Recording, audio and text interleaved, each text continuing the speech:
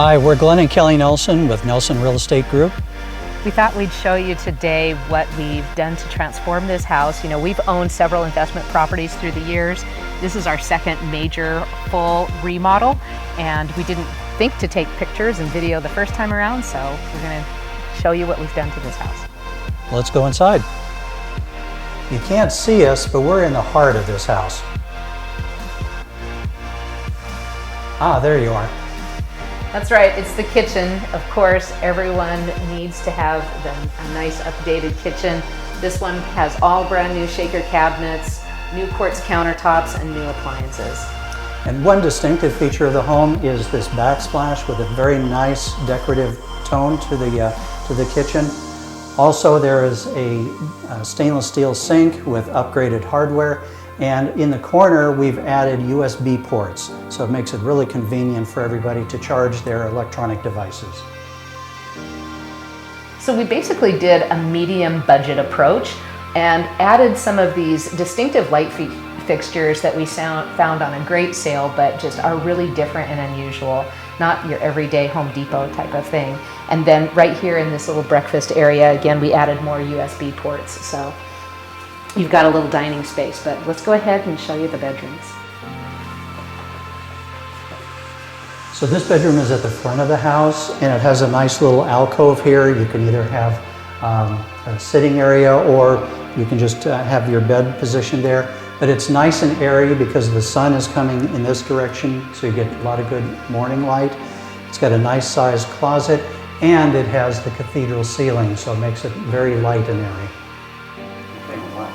So this bathroom had a complete remodel, new vanity, mirrors, sink, fixtures, and again we did a medium range upgrade, price fister instead of just your glacier bay fixtures and faucets. But the best thing we did was putting in this new bathtub and shower. We tiled all the way up to the ceiling, added a little shower niche, and we switched the shower head to this side so that you have one place to turn it on, and then you can hop in and get wet. So behind us is the first bedroom, then the hall bathroom. Let's go down the hallway a little bit here and see bedroom number 2. This also is light and airy because it looks out over the side yard of the home, and a lot of the sun is coming in later in the day, so it really keeps this bright and creates a more spacious look to the home. Also, we have added where is it? We added USB. That's what I was looking for, sorry. We made sure there's at least one in every room. Yes. So we scraped off all of the old popcorn textured ceilings. It was just a real dated look, and it just didn't look good. It was dirty and dusty, and it just needed a refresh. So those were scraped off, new texture coating, and a nice crisp white put on the ceiling, and just really opens up the spaces. So let's go take a look at the master bedroom.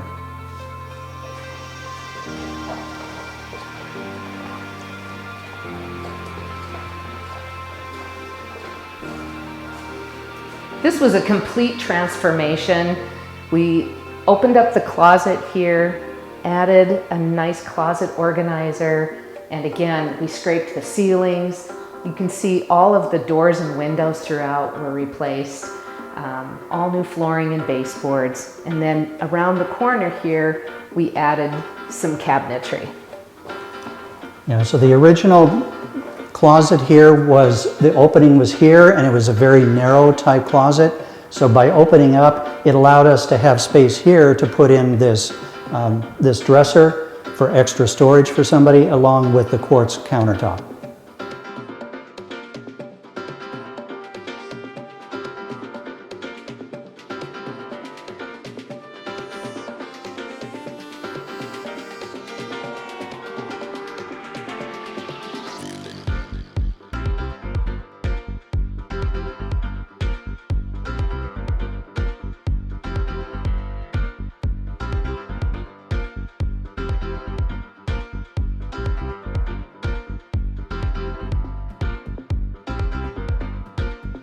So check out this completely transformed master bathroom.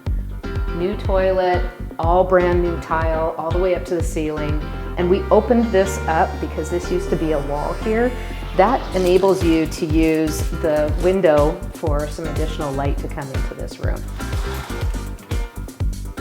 Everything was upgraded, and one of the funky things we did was adding these little hooks for the towels instead of towel bars. We find people really like those. And all of the light fixtures are on dimmer switches.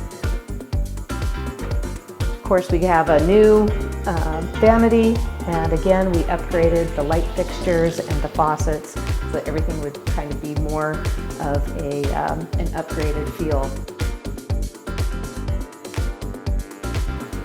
So one of the things that we tried to be really thoughtful about was making sure this would be easy to use. And something that I've seen in a lot of model homes and I really love is you've got the faucet to be able to turn it on right here, and then hop in and your water is already warm when you get in on the other side. Another feature that I think is really cool that we added was this mirror that lights up. And you've got a couple of different settings on it. So you can change, let's go here and then you also have an anti-fogging device on there, so it warms the mirror. If somebody's taking a shower, you still can put your makeup on or do whatever you need to do, and the mirror doesn't get all fogged up. Pretty cool feature, huh?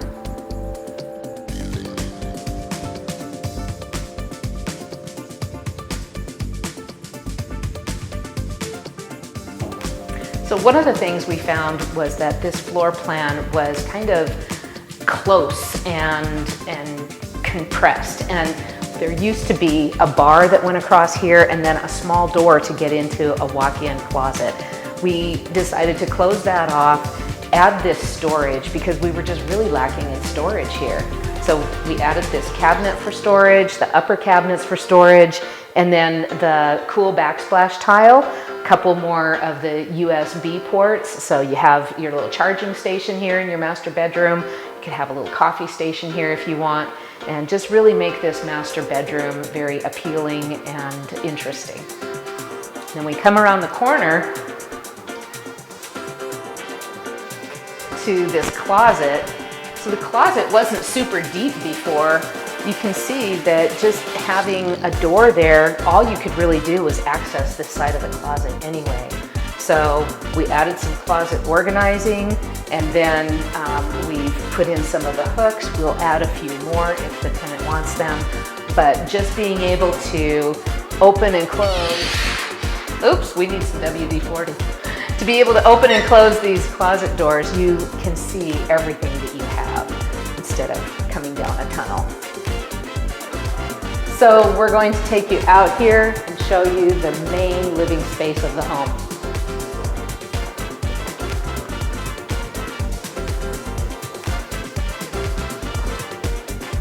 This home really kind of already had a pretty great floor plan.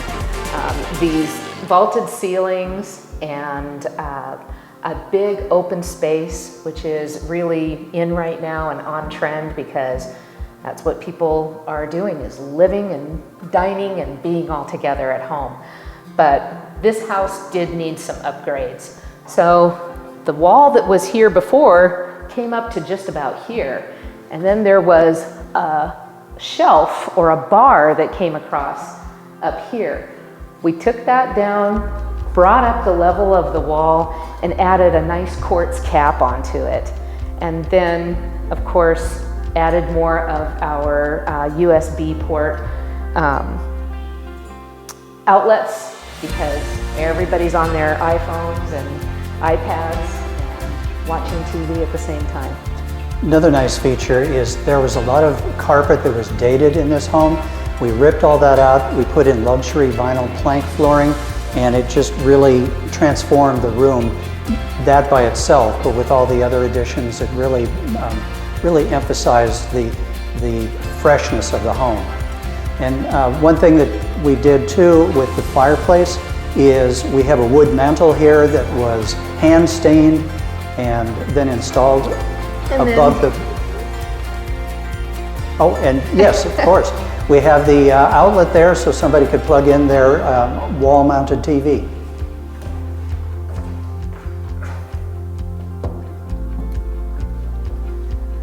Over in this space, this could be used either for a dining room or for a desk if you need a home office space, because you do have a little breakfast area in the kitchen. And a lot of people would like to just sit outside to eat, or they're probably going to sit on the couch, enjoy their evening television watching, and probably have their dinner there. So we tried to be thoughtful about what this space may be used for. And as we did within the kitchen, we also have the lighting here that are LED, they're dimmable, but they also have the cool feature of having a twilight, I don't know how you describe it. Oh, a nightlight. Nightlight type effect. So you can watch movies in just a dimmer light and have a little bit of, so you don't run into things. All right, let's go outside and see what all the things that have been done in the backyard. As you can see, the concrete has been poured. There's also been a bunch of gravel that's been laid out here and put in so that we can save it for the future driveway that's going to be going in here. Also, mulch has been laid. We put landscaping and drip systems here in the back. And I want to point out something. If you're into keeping your work easy, make sure you put down this cloth weed barrier. It really helps. So a lot of the work that was done on the slopes was to clear off debris and any type of potential fire hazard. And we've got future plans for adding more drip irrigation and low water-wise plantings there. Yeah, it's being a little bit rough right now, but the idea is that back here we're going to be putting in an ADU unit. So stay tuned for that episode and you'll learn more about exactly what the plans are for that. But in the meantime, we're leaving it kind of rough in the back so that the trucks can come in and build the ADU and not damage what we've put down. So I want to tell you a little bit more about the landscaping that we selected and why. This just happens to be one of my favorite plants. As my landscape designer friend Jeannie says, anything that lives on spit is what you want to plant. So these live on very little water. All of these plants are super water wise, and I think we got our first water bill. It's only been about $15 a month. And we've been stepping up the water so that we can get these new plants established. But this comes in a lot of different colors. It's just got these pretty little flowers on it, and they just make me smile. And this is called a Pittosporum variegata. This will grow to be a nice big round shrub, and this will provide a nice little privacy hedge between this home and the home that we build in the back.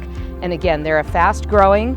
I like this one because it's, like I said, it's called variegata. It's got yellow and green leaves. You can get that in just a solid dark green leaf as well. And then that... this is the blonde ambition. Yes, this is a grass, and this will grow and expand. It's got a lot of different names, but the technical name is Buddleia gracilis. And there's, we just put a couple of these in between.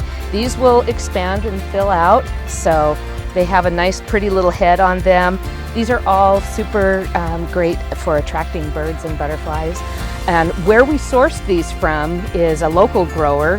Carl Pongs owns Greenbelt Growers in Riverside.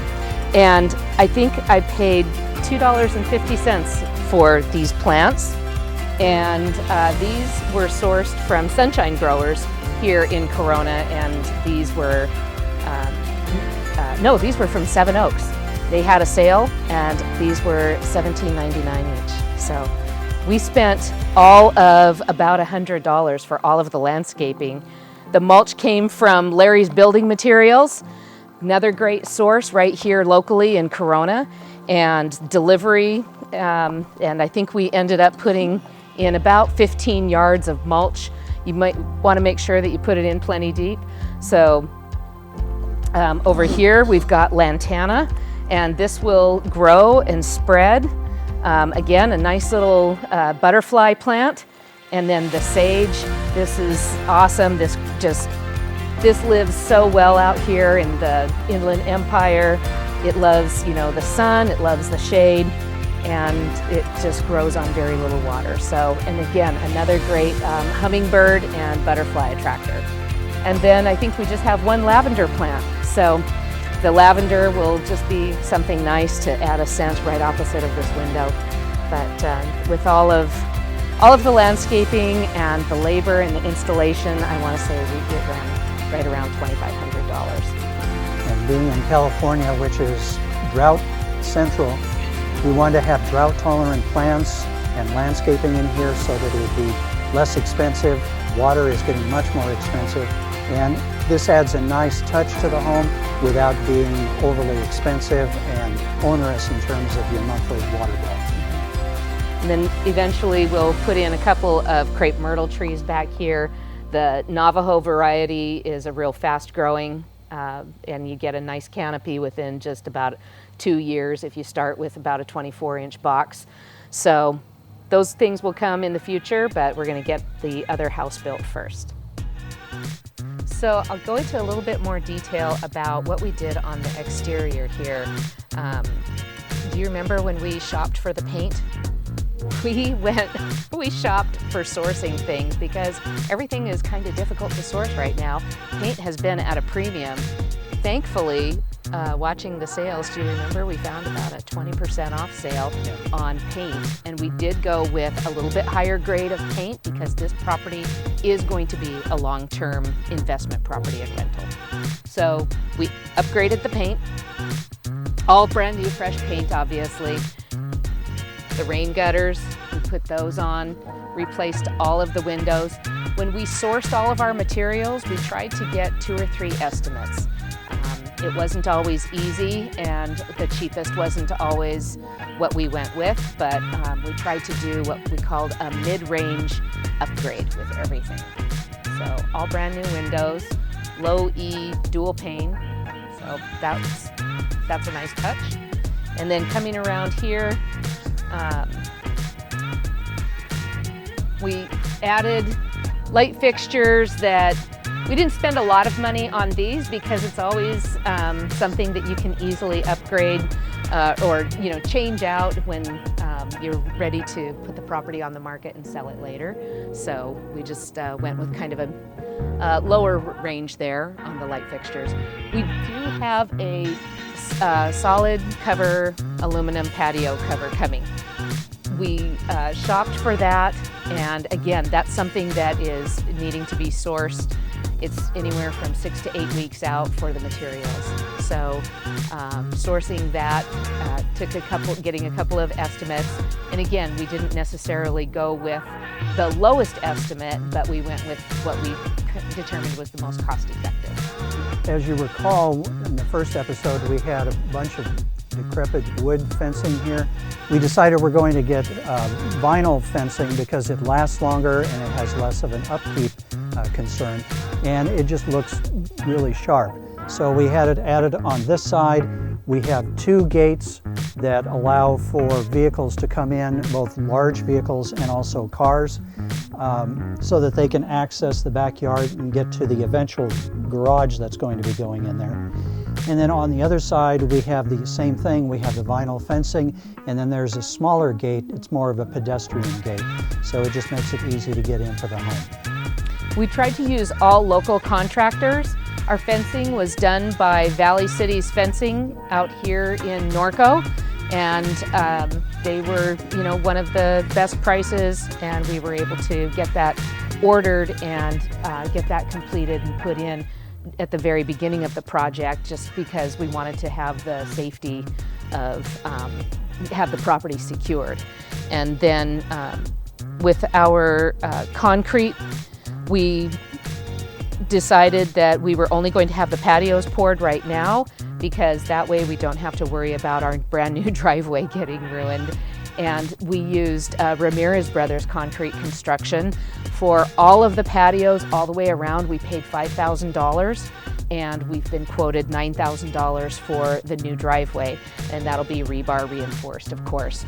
But holding off on doing that. We're not too concerned about cost. Of course, we anticipate cost may go up a little bit, but concrete is one of those things that hasn't gone skyrocketing like a lot of other building materials. When we sourced our patio cover, for example, that is yet to come, we were told that prices on the aluminum is going to be going up 17 to 20% come December, about mid-December 2021. So we were always conscious of doing things in today's dollars. So with that said, I'll tell you a little bit about what we did to the roof. And for improving the roof was in really bad shape. Do you remember that? How some of those tiles were just actually falling off? It was scary. Yeah. So go ahead, you want to tell about that? Basically, what we tried to do is use as many of the existing tiles as possible because they have a long life, even though they're already close to 30 years old. So we had a roofer come in and completely remove all the tiles, go through them and find out which ones could be used again, and those that were either cracked or too badly damaged, then they were replaced with new tiles. They tended to be put on the back of the house, so you don't see them as much. The other thing is that there's 2 layers of layment that are put down, and it's almost like a super... A double roof. Yeah, a double roof, basically. And so that will make the roof virtually... indestructible. Yeah, you won't have to worry about leaks for 20, 30, 40 years. So it's all solidly built. The other thing too is that a lot of times the builders were only nailed down every 3rd tile. But we had every single tile nailed down, so there's no slippage. And it's not much of an additional cost, you know, as far as the roofer doing that, but it just adds many years of life to the tiles. I want to say the total roofing job was right around $21,000, which may seem like a lot, but the roofing materials have gone up significantly, and so probably about $13,000 of that was materials. So this was close to a 4-day job that these guys were doing this work out here. And that ended up with a beautiful roof, and we don't have to worry about it forever, at least as long as we own the property. Thank you for joining us on this journey of totally rehabbing this home. We hope you enjoyed it and got some pointers about some things that you can do for your home or future homes. We started out with a total rehab, total demolition clean out. We did a total rebuild of the interior of the home. We changed out the landscaping, we did the roof, we did the windows, and it's turned into a beautiful home right now. So we hope you enjoyed the whole process. And if you have any questions about buying investment properties or the best ROI on your return on investment for any plans that you have to upgrade your property or your investment properties, give us a call. You know, owning investment properties is a way to help create wealth and every American is entitled to learn about this, know about it. We've got a lot of resources for both service providers as well as for how we sourced materials and some insights. We're happy to share that information with you.